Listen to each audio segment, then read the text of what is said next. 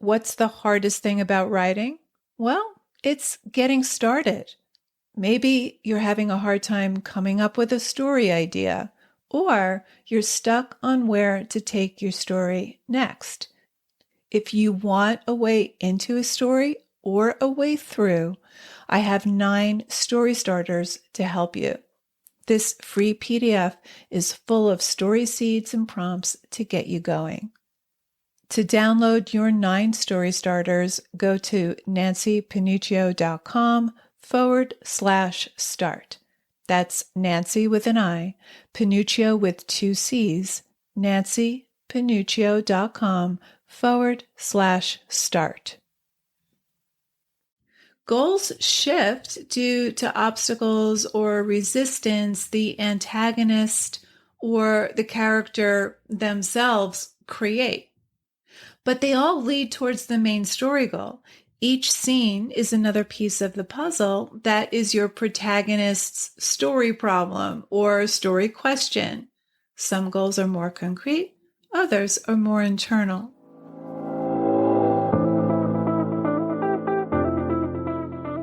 Writer Unleashed is for you, a writer who has a story you want to bring onto the page and into the hearts and minds of readers.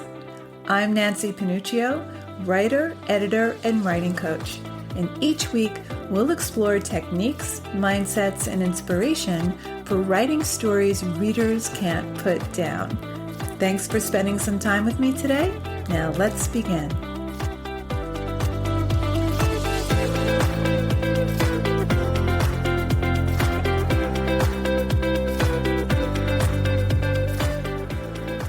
Often when I'm working with writers, I'll come across a scene whose story purpose isn't yet clear to me.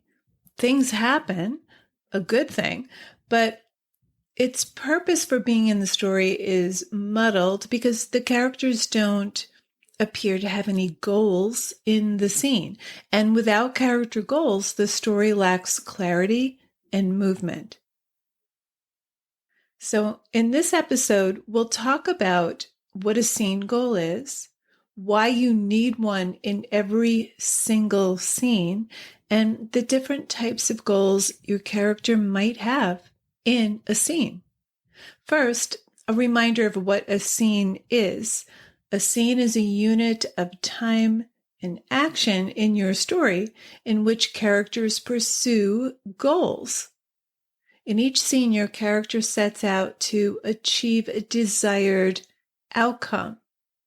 He or she enters the scene with an intention to do something, learn something, or get something. That's what gives your story 2 vital things: tension and momentum. Without a goal in each scene, the story lacks the necessary tension and momentum to keep readers invested, and the reader becomes frustrated, bored, and confused, and they don't care about your character if nothing's at stake. So you have your story's overarching goal, your plot goal, what your character wants to achieve by the end. And then each scene is another step towards the main story goal. Each scene brings your character deeper into the fabric of your plot. Scene goals are born out of your character's desire and a result of external events. But sometimes scene goals are hard to pin down, especially with a story that depends more on internal goals rather than external goals. I've been reading a memoir, Splinters, by Leslie Jamison, and the goal is internal. It's not explicit, but the author is aware of the desire driving the story. She's aware of her particular challenges and the central question she's seeking to answer. Sometimes goals are easier to locate, and so they're easier to convey on the page. Some goals are more concrete, others are more internal, and maybe not even obvious to the character. Either way, The goals need to be compelling. They need to drive your plot forward towards its final destination. So in this episode, I'm going to break down 3 types of scene goals. Number 1, character-driven goals. These goals come from within your character rather from an outside antagonist or antagonistic force. The goals are related to the self. So a character-driven goal could be a goal for self-esteem or self-acceptance or self-love. I think of the memoir Autobiography of a Face by Lucy Greeley. The whole memoir is about her journey towards self-love. Those goals are thwarted over and over. That goal is embodied in every scene in different variations. Splinters by Leslie Jamison is about the author's desire for stability and her uncertainty as to whether it's even a goal she actually wants fulfilled. So the goal is self-acceptance. A character's internal goal could be for approval or admiration or respect. For example, in Revolutionary Road, Frank wants to be admired by both women and men. He's bored with his job, but he's admired there.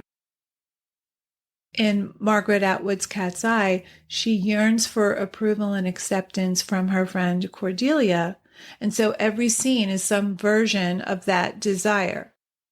Some goals are for spiritual growth. I think of the memoir Her, about the protagonist's desire to come to terms with her twin sister's death. Elizabeth Gilbert's Eat, Pray, Love is about her quest to find peace and restore balance in her life as she travels through Rome, India, and Bali. A character-driven goal could be for redemption. I think of the memoir The Kiss, where the author is trying to make sense of why she had an incestuous affair with her long-lost father when she was 20. A redemption goal could be a character fighting addiction or surviving trauma. So these are battles that are fought within, but every scene is a version of that desire. In Splinters, we meet the author in the aftermath of her divorce from her first husband. So she's in a state of instability. Over the course of the book, she begins to date again. She becomes infatuated with a man whom she knows she's never going to settle down with because he's not the commitment type. Once that love affair is over, she begins dating someone who is in some ways the ideal of security that she's seeking. But he also brings out her self-defeating tendencies. She tries to become the person he wants her to be so that she can keep his approval. So in any story, it's the same desire hitting the same resistance in every scene, but in different variations and different situations. And each scene builds an opposition until the climax where it's do or die, the final showdown, and your character either emerges victorious or in defeat. In memoir, it's usually a revelation or some journey towards self-acceptance. For example, in Splinters, Jamison doesn't end up in a place that's that far different from where she started out, but she has a different understanding and self-acceptance of her situation. So, number 1, character-driven goals. These come from within your character. Okay, on to the second type of goal. These are goals that involve other characters. All stories at their essence are about a journey towards discovery or some truth. But in goals involving other characters, the protagonist is pursuing answers. For example, in a crime thriller. Silence of the Lambs is a great example. In each scene, the protagonist, Clarice, has a specific goal of learning new information about the serial killer, Buffalo Bill. So she learns a new piece of the puzzle in every scene with Hannibal Lecter. Now, he's far from direct, but he gives her clues that help her find her own answers. And this moves the story in a forward-moving journey of discovery. Other goals related to other characters could be to save a marriage. Frank Wheeler in Revolutionary Road wants to save his marriage. He wants his wife's admiration. And this morphs into a goal to quit his job and move to Paris at her behest.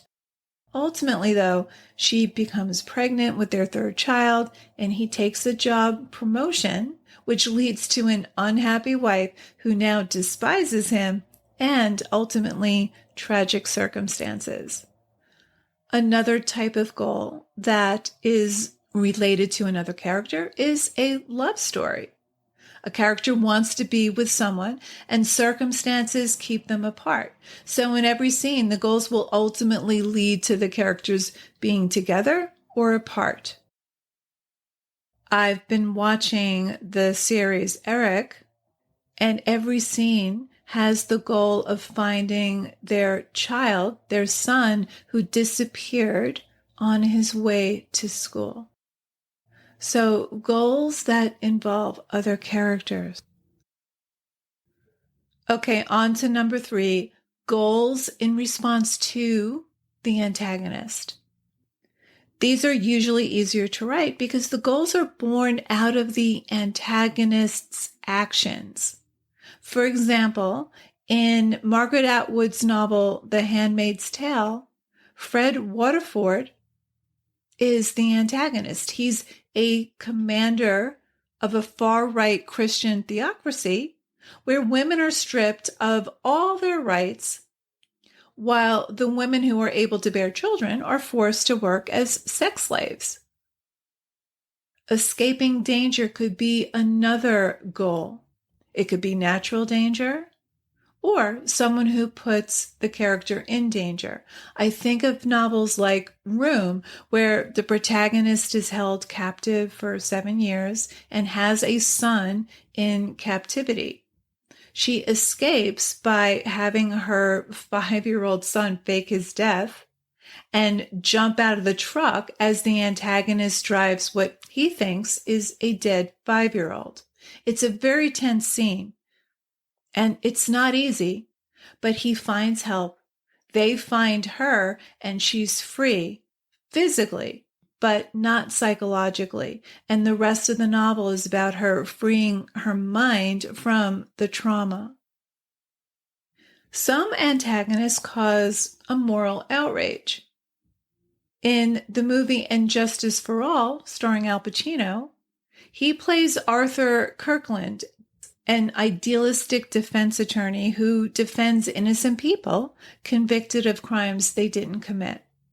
That all changes when a judge accused of rape hires him to defend him. Kirkland tries, but he knows he's guilty, and he grapples with this moral dilemma. Ultimately, in the midst of the trial, he lets loose and he tells the jury that he's guilty. It's a great scene. This, of course, is at a cost. He destroys his career, but he keeps his integrity. In the movie Kramer versus Kramer, the protagonist's goals arise from his wife leaving him and his 5-year-old son, and then trying to regain custody. So his goal in the first scene is to talk her out of leaving. Then there are scenes where he's trying to adjust to single fatherhood, and it's rocky indeed. The first scene after his wife leaves, the morning after, the scene goal is simply to make his son French toast, which he botches because his wife always made the breakfast. And there's that famous dinner scene where his son wants ice cream for dinner, and it's a battle of wills. His son wins the battle. Once he has single fatherhood figured out and has got a rhythm with it, and his relationship with his son is on solid ground, his wife turns up and says she wants custody. And so his goals shift to fight for custody. He loses his job in the process. She wins the legal battle, but at the end, she realizes her son's home is the place she left. And so dad gets what he wants. Ultimately, he gets custody. But every scene has a goal that leads to the final outcome. So we have character-driven goals.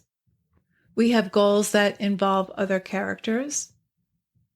And we have goals in response to the antagonist.